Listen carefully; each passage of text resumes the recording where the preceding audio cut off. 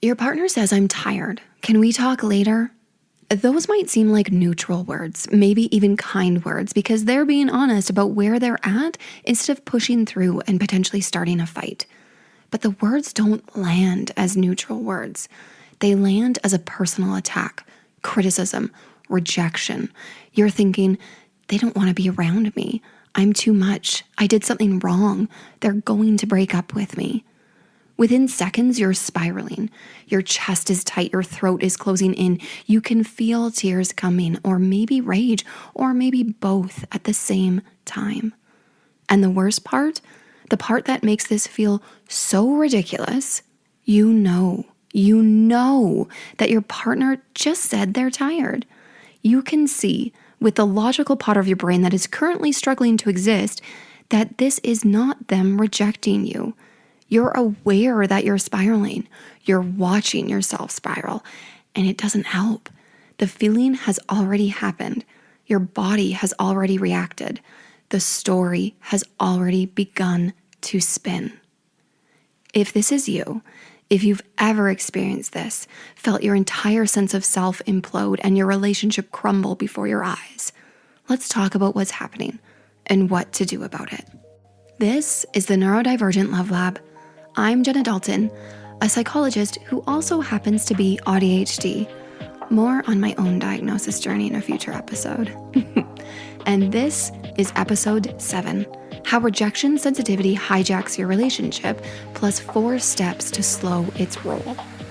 Today I'm walking you through what RSD actually is at the neurological level, why mild criticism can feel physically painful, why a small disagreement can feel like the relationship is ending, and the practical tools that actually help interrupt the spiral.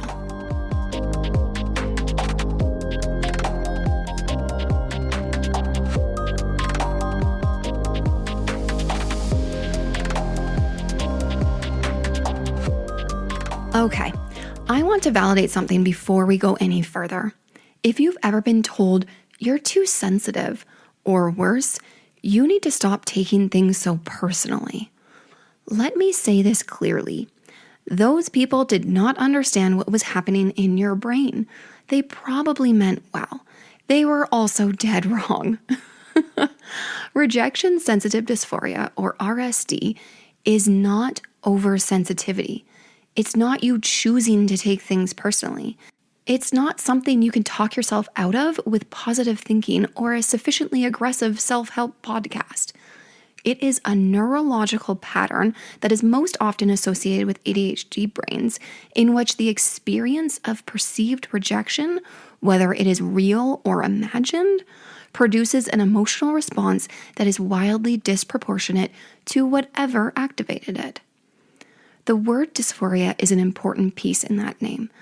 We're not talking about you kinda, sorta getting your feelings hurt just a little.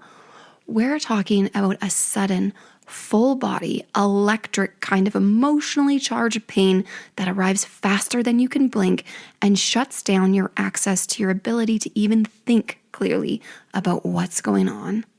People who experience RSD, myself included, often describe it like getting hit from behind by a wave. There was no warning. There was no choosing. There was no chance to brace. And the trigger doesn't have to be, and often isn't, actual rejection. The trigger can be a facial expression you read in a negative sense, a pause in a conversation that was a half second too long, a text that arrived without an emoji when there's usually an emoji, we should talk, with no further context. Oh God, talk about what? The way your partner sighed, the way they didn't sigh, a compliment that was delivered with an inflection that might have been sarcastic. Anything that pings your brain's threat detection system as they don't love me anymore will fire it. And once fired, the waterfall that follows is largely involuntary. This is why the advice, just don't take it personally, is so spectacularly useless. Because by the time you'd be capable of choosing not to take it personally, the taking it personally has already happened. The horse has left the barn. The horse has burned the barn down on its way out. You are now living in a field with a charred barn and a missing horse, and someone is telling you to just don't take it personally. Right. Helpful. Okay, let's talk about what's actually happening. Let's talk neuroscience. And as always, I promise to keep this accessible. So every brain has a threat detection system. It's old, it's fast, and it operates below conscious awareness. It's the system that makes you flinch before you've consciously seen the spider. It's evolutionary. It's built to keep you alive in environments where the cost of missing a threat was much higher than the cost of a false alarm. In an ADHD brain, this threat detection system tends to be calibrated to high sensitivity. Lots of stimuli get flagged as potentially dangerous, including, and this is key, social stimuli. Why social stimuli? Because for human beings, social rejection is not metaphorically dangerous, it's literally dangerous. We're pack animals. Being expelled from the pack used to mean death, so our brains evolved to treat social rejection with the same urgency as physical threat. And in a brain with a hair trigger threat detection system, the bar for I am being rejected is very, very low. This is why mild criticism can feel physically painful. Brain imaging studies have shown that social rejection activates the same neural circuits as physical pain. The same regions, same intensity. The phrase, that hurt, is not metaphorical for an RSD brain. There's a real physiological pain response happening. And here's where ADHD adds a second layer. ADHD isn't just an attention regulation challenge, it's an emotion regulation challenge too. When an emotion shows up, including the pain of perceived rejection, the ADHD brain has fewer tools for modulating it. The emotion arrives at full volume and stays at full volume. Where a neurotypical brain might experience a small ping of hurt and process it within seconds, the RSD brain experiences a tidal wave that takes minutes to crest and hours, sometimes days, to fully recede. And during that time, your brain is hijacked. The prefrontal cortex, your reasoning brain, your logical brain, it's offline. The amygdala, your threat response system, it is now in charge. Translation, you're not thinking logically, my friend. You're full-on spiraling. Here's the third layer, and the one that does the most damage in relationships. Once the threat detection system has fired and all the feels have flooded your system, your brain, being the pattern recognition machine it is, generates a story to make sense of the feeling. The feeling is, oh gosh, something is terribly wrong. Your brain makes a split-second judgment that looks like, what's wrong is that you've done something bad. They don't love you anymore. They're going to leave. You're being rejected. You always knew this would happen. It was only a matter of time. Time's up. And here's the trap. That story feels like the truth. It doesn't feel like a story. It feels like you're finally seeing what you should have seen all along. They've been pulling away for weeks. You just didn't want to admit it. RSD doesn't feel like an emotional reaction. It feels like a sudden moment of clarity. This is why RSD is so insidious in relationships. It's not just that you feel hurt, it's that your brain delivers what feels like evidence that you have every right to feel hurt. And that evidence is going to influence what you do next. You might withdraw. You might pick a fight. You might preemptively reject your partner before they can reject you. You might collapse into, I knew you didn't love me. And your partner, who quite literally just said, oh, I'm tired, is now standing in the middle of a conversation they didn't know they were having. Romantic partners get the worst of RSD for two reasons.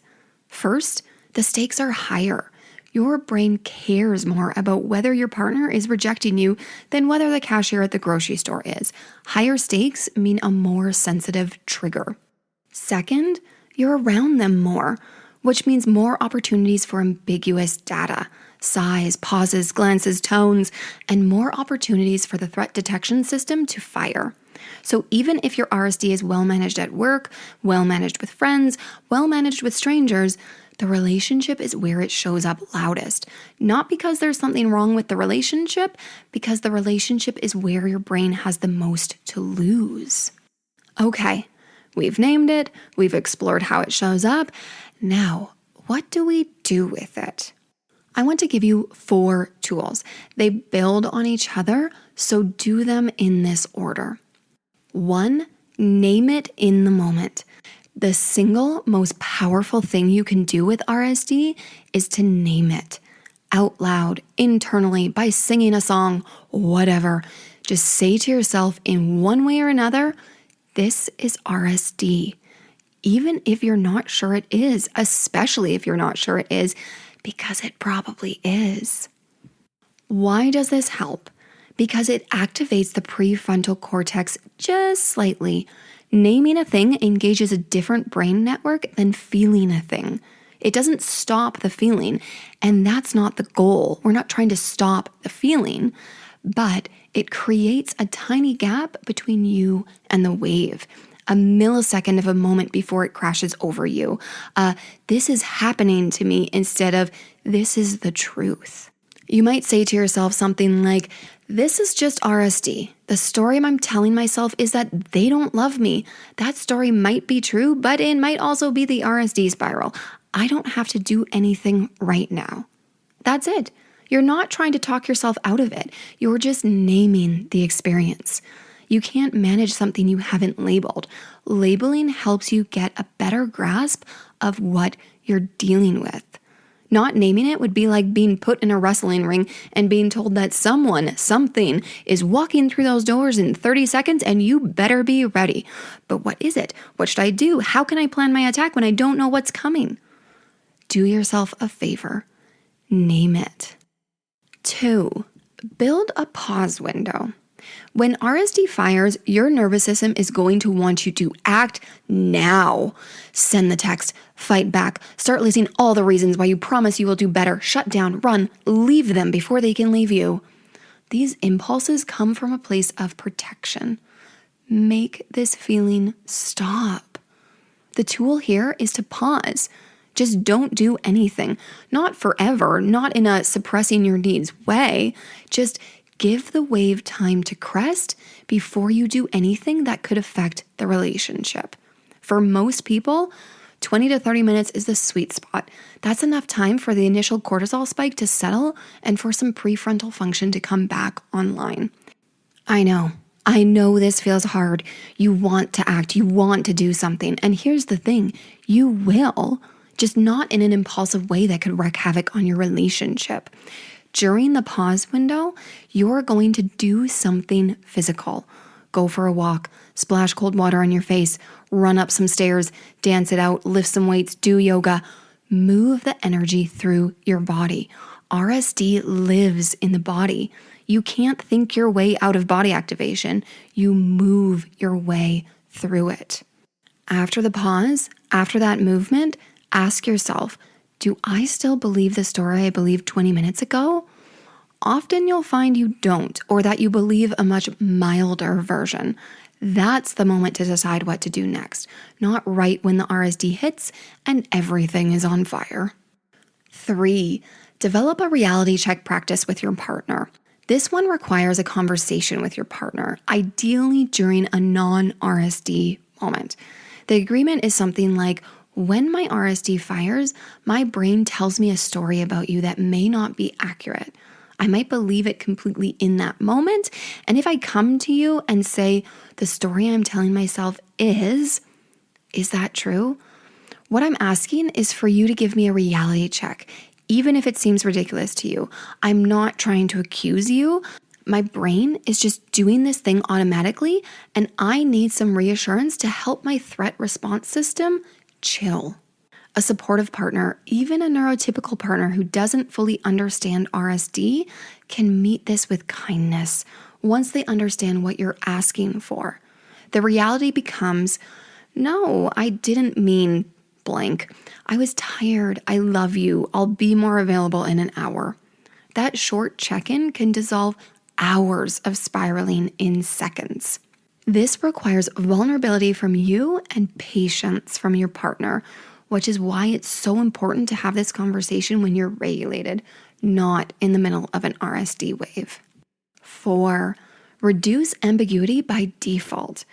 This is the long-term tool and is the one that pays the biggest dividends. If RSD fires on ambiguous data, then reducing the ambiguity in your relationship will reduce the frequency of RSD happening. Ambiguity is the fuel. Here are some practical examples. In texting, agree to use a "more is coming" shorthand when one of you is going to be out of contact for a while. A simple, "by the way, not ignoring you, I'm just in meetings till 3" prevents an entire afternoon of spiraling. When you're in conflict, agree to name what's happening, not just react. "I'm frustrated about the dishes specifically. I'm not pulling away from you." Think about this in terms of tone. Pre-explain your tone if you know it might land sharper than you mean. "Just a heads up, I've had a rough day and I might come across as short. It's not about you." This isn't about your partner walking on eggshells. It's about both of you understanding that RSD is a real neurological thing that benefits from low ambiguity communication. Your partner doesn't have to read your mind. They just have to not leave gaps where your brain can fill in the worst case scenario. It's shocking how much calmer a relationship gets once both partners are deliberately reducing ambiguity. Okay, quick side quest here on medication and bigger picture support. While I'm not a pharmaceutical sales rep, I'd be remiss not to mention for many ADHDers, RSD is significantly reduced by medication that supports their underlying neurochemistry. If you've been considering medication and RSD is part of your picture, it's worth a conversation with your prescribing professional. I'm a psychologist, not a doctor, so this isn't medical advice. It's just something to consider and a conversation you may want to have with your doctor or psychiatrist. And thinking more long-term, therapy that's specifically designed to build emotional regulation in neurodivergent adults can help you build the muscle of noticing the wave earlier, which gives you more time to use the tools that we've talked about. The wave will never disappear entirely, but it can become smaller, slower, and less convincing. So here's the takeaway today. You're not too sensitive, and you can stop trying to not take things personally. Your reactions are calibrated to a nervous system whose threat detection system runs hotter than most. The cool thing, this same system that fires too easily on perceived rejection is often the one that picks up on real social cues that nobody else catches. It's a high sensitivity system. You may sometimes have false alarms. You'll also have the benefit of noticing things no one else does. Keep in mind that when RSD happens, you're not seeing the truth, even though it feels exactly like seeing the truth. You're experiencing your brain's threat detection system at full volume on a hair trigger with a story engine generating evidence to back it up. Knowing that doesn't make the wave stop, but it gives you something to hold on to while it passes. This is RSD. The wave will pass. I will not act on the story for the next 20 minutes. I will move my body. I will check the data with my partner when I'm regulated, and the story I'm believing right now about being unloved, about being too much, about the relationship being doomed will likely look very different in an hour. I made a free RSD and relationships mini guide to give you a visual of these 4 steps. I know a lot of you are like me, you're visual people. So it's a simple 1-pager that you can share with your partner. You can print it out, you can save it to your phone, you can start using it right away when those RSD spirals start flowing. That way you don't have to try to remember these steps. You can just follow the guide. Pull out your phone and go through the steps 1, 2, 3, 4. Grab it at jennadalton.com/RSD or click the link in the show notes. And remember, just because it feels real doesn't mean it is real. I'm Jenna Dalton. Your brain isn't broken. It's beautiful. I'll talk to you soon.